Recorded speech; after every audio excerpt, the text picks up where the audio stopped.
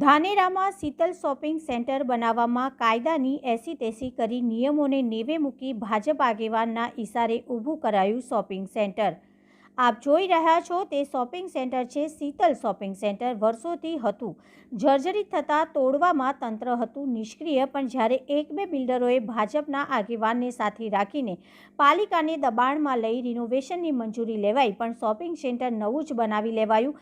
પાલિકાએ આપેલી રિનોવેશનની મંજૂરીનો અર્થ જ બદલી દેવાયો, અને એ પણ રાજકીય દબાણ હેઠળ।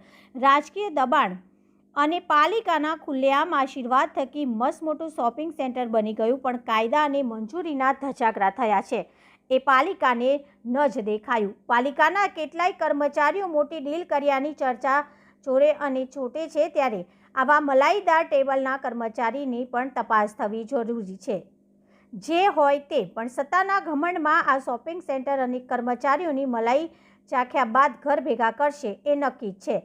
બ્યુરો રિપોર્ટ, અંકુર ત્રિવેદી, ધાનેરા।